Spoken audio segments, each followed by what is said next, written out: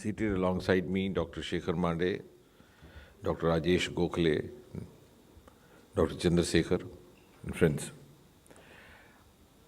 First of all, I must take it as a privilege, in spite of the COVID constraints, we are over here this morning to launch the theme of this year's Science Day, which happens to be on the 28th of February every year.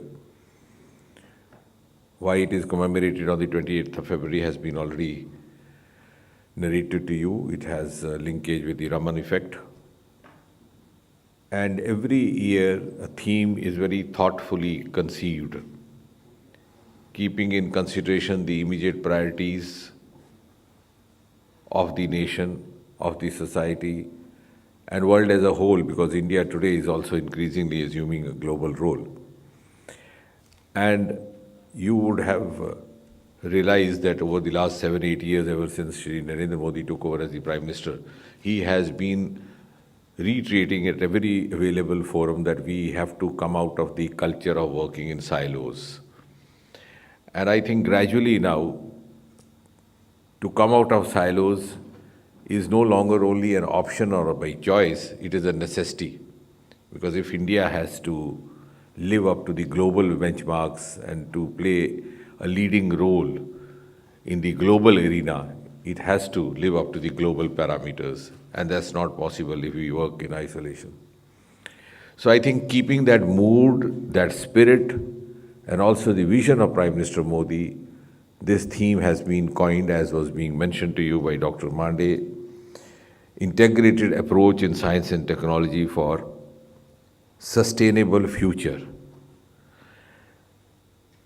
And I think this is also one of the best of the times to give a push to this theme, because we are going through a pandemic which has not only generated tremendous amount of public awareness about science, about the various technologies available to us, various innovations, but it has also led to integration on its own, which you must have seen over the last 2 years, how the various departments, the various ministries, even various institutions across the country have come together to collaborate with each other in order to ensure the survival of the mankind.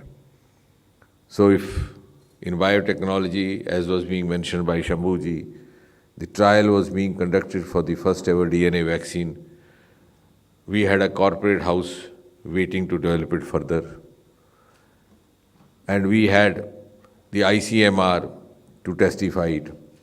So I think it is an opportunity also for us to consciously dedicate ourselves to this approach, which is going to have a huge futuristic implication. Now, what does integration in science mean? To try to simplify it, I'll put it in 4 stages. A is integrated science approach, which means all of us dealing with the science ministries, dealing with the science departments, come together and have theme-based approach or theme-based projects instead of working in isolation. Like, for example, incidentally, under Prime Minister Modi, at least 6 or 7 streams of science have come under single umbrella. We have biotechnology, we have science and technology, we have the CSIR, we have atomic energy, we have space technology. So if we are taking up the theme of COVID, can we come together to pool our resources, to supplement our inputs, and to come out with better outcomes? Because each one of us has one or the other potential or capacity to do something related to COVID. For example, as I mentioned, the Department of Biotechnology is working on the DNA vaccine. The CSIR was working on remdesivir even before COVID came in. DST was working on a ventilator. Atomic Energy was working on reusable PP kits. But the COVID has taught us, if we work together, we serve on a single platter all these various avenues and provisions which come to the aid of COVID prevention and COVID care. So one stage is integrated science approach. All the ministries, all the departments come together. The second approach is extended science integration. Now what is that? That is also then aligning the other institutions dealing with science technology. Like, for example, the IIT. If the Department of Science and Technology developed a ventilator, it was IIT Kanpur which further carried it. And then many of the medical schools are also now using technology developed by the IITs. So the second extension would be integrating all these institutions, regardless of whether they are dealing with the engineering streams, they are dealing with the medical streams, to come together. The third stage would be extra science integration, which was being referred to, that also aligning with the other ministries, the line ministries, because they would not know what they can make use of. Like, for example, when we spoke to Jal Shakti Ministry and made them realize that we had in CSIR a heli-borne provision to detect underground waters, they readily took it up, because before that, basically, not much was known about it. Then about cleaning of the sewage water, purifying it. The department has already set up a plant here in Moti Bagh, which was not much known to the concerned ministries dealing with water sanitation.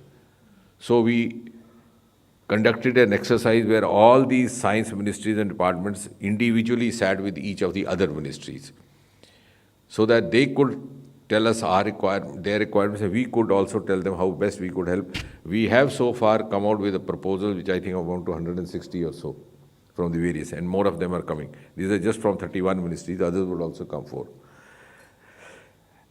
And similarly, the railway ministry, when they got to know that in the space technology we had means to determine or detect a potential obstructing object maybe a few kilometers ahead, they could use this technology for the prevention of a number of accidents which were happening otherwise.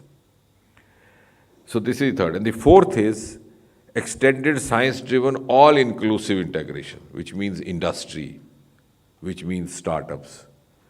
Because ultimately, to make it sustainable and to finally achieve the ultimate goal of bringing ease of living in the life of a common man, you have to have the market sources also integrated with you. And therein comes the industry, which would enable us to carry it from lab to land or from lab to the households.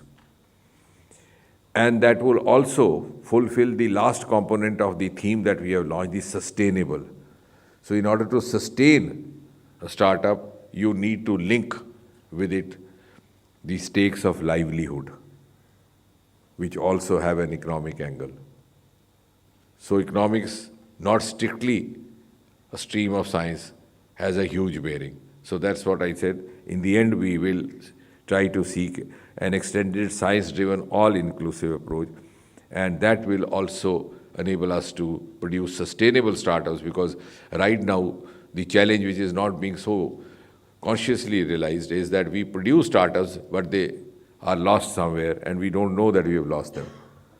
And the resources go waste, the talent goes waste. So I'm sure through this theme, all the institutions across the country, whether they be the education institutions, whether they be the science institutions, whether they be the academic institutions, will be able to take up this theme to chart out programs which are compatible to their syllabi, to their curriculum and their mandate.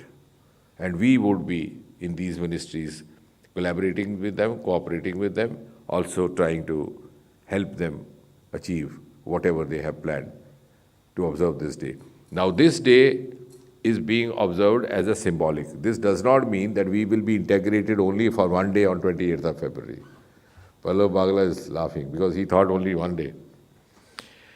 When we observe a day, this is only a declaration of commitment that we are rededicating ourselves to this theme, to this task. But this will be our future line of course, particularly over the next 10-25 years before India turns 100. So on 28th, in a way, we'll pledge, एक संकल्प लेंगे और सिद्धि की यात्रा जारी रहेगी.